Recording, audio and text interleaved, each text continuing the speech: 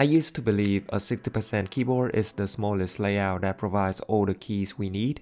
For gaming and daily activities, 60% would be my limit as I need both arrow keys and number row. However, my opinion changed when I saw the Vanagon layout, which is the 45% PCB designed specifically for gaming. According to Trashman Wiki, there are many variants of the Vanagon PCBs, and there is even a GitHub link where you can create and order one yourself from scratch, and the board is called Memoria. But today, I will focus on the Embrace, a hot swappable with per key RGB PCB. The board I am showing is actually the replacement, as the first one got the LEDs burnt out completely, and getting the seller to send me a replacement was a bit of a hassle as he's got a new child. The pre-built keyboard without switches, keycaps or stabilizers cost $600 and it was sold out completely, but the PCB alone only cost $85 with shipping included.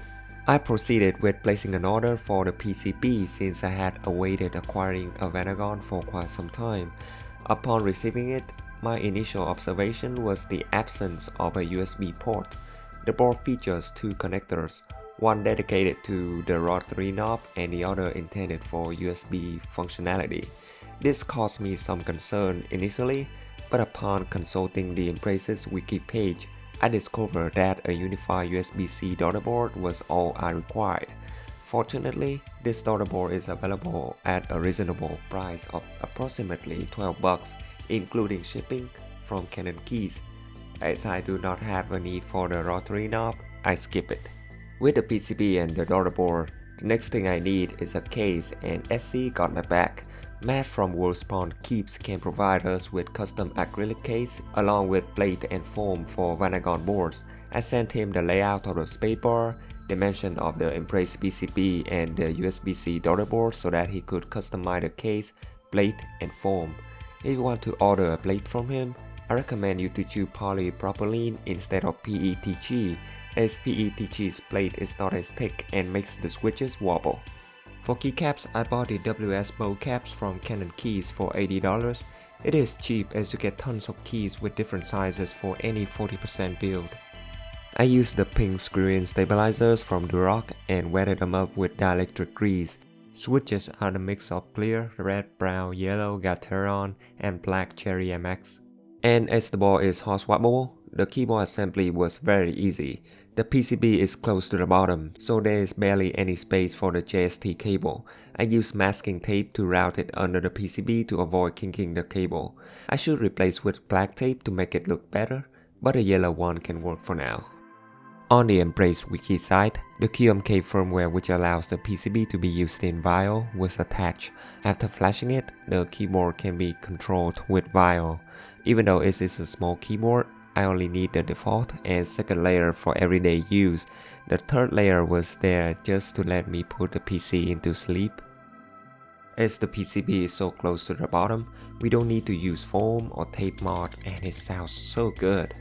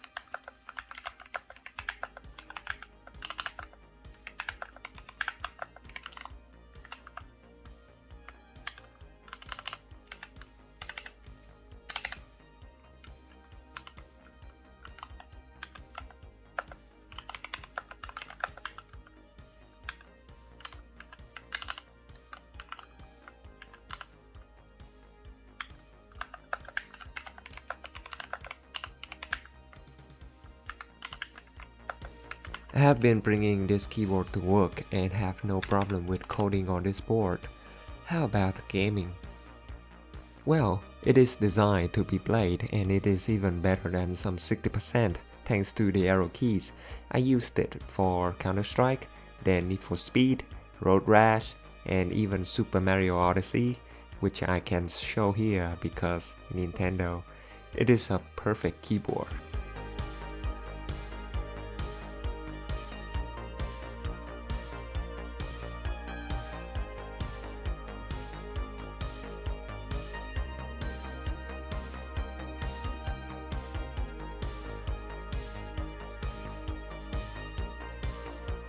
The Venagon is probably one of the most unique keyboard layouts. I think it is great for people who want to try something different and smaller.